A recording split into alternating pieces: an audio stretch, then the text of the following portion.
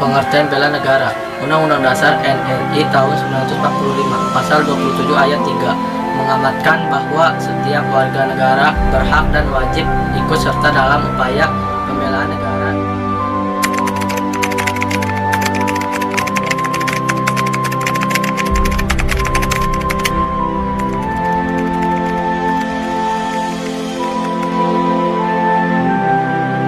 Menurut penjelasan Undang-Undang Republik Indonesia Nomor 3 Tahun 2002 Pasal 9 ayat 1 tentang pertahanan negara, upaya bela negara adalah sikap dan perilaku warga negara yang dijiwai oleh kecintaannya kepada negara kesatuan Republik Indonesia berdasarkan Pancasila dan Undang-Undang Dasar Negara Republik Indonesia tahun 1945 dalam menjamin kelangsungan hidup bangsa dan negara, bukan hanya sebagai kewajiban dan manusia tetapi juga merupakan kehormatan warga negara sebagai wujud pengabdian dan kerelaan berkorban pada bangsa negara.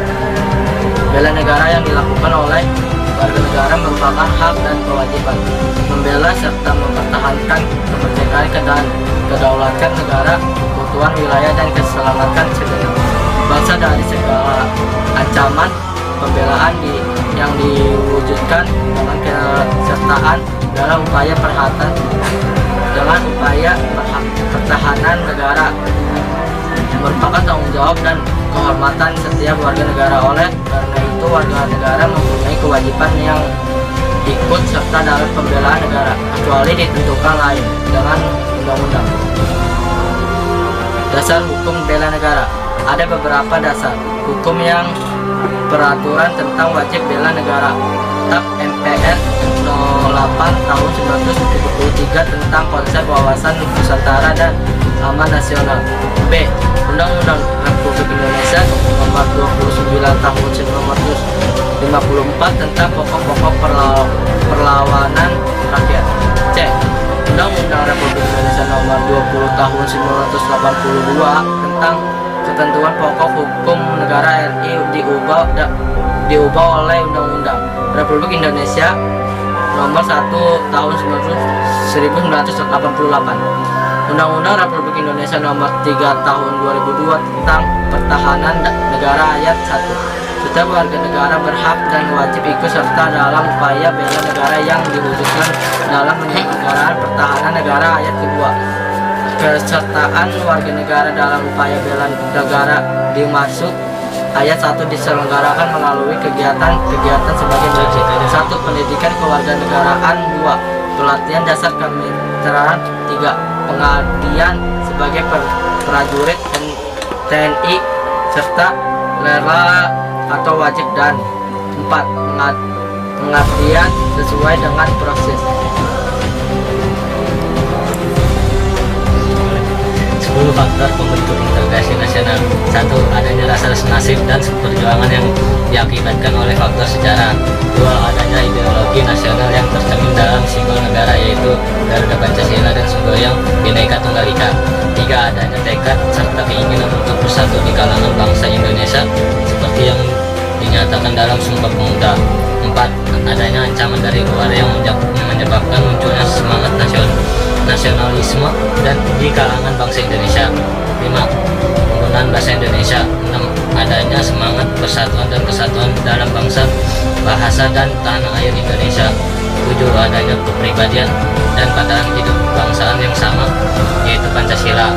8. Adanya jiwa semangat gotong royong, solidaritas dan toleransi keagamaan yang kuat. 9. Adanya rasa senasib penanggungan akibat penderitaan penjajahan. 10. Adanya rasa cinta tanah air dan mencintai produk dalam negeri. 1. Perilaku inklusif. 2. Sifat pluralistik. 3. Tidak mencari menangnya sendiri. 4. Musyawarah. 5. Rasa kasih sayang dan rela berkorban. 6. Toleran dan perbedaan. Faktor penghambat integrasi nasional. 1. Kurangnya penghargaan terhadap kemajuan yang bersifat heterogen.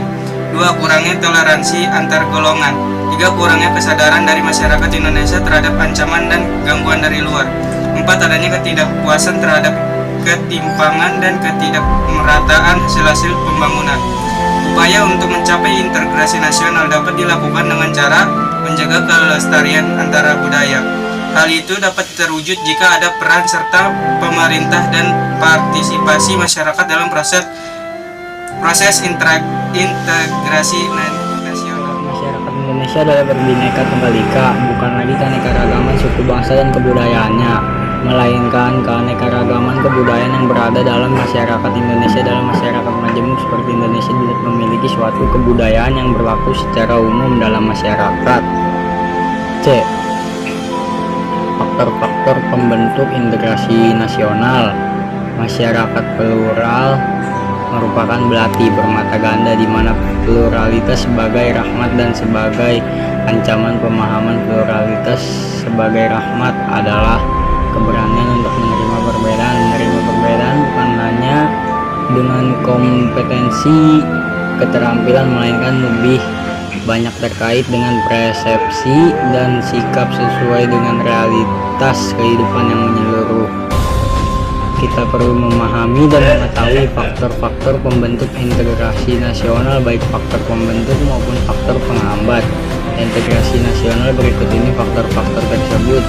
A. Faktor pembentuk integrasi nasional. 1. Adanya rasa senasib dan seperjuangan yang diakibatkan oleh faktor sejarah.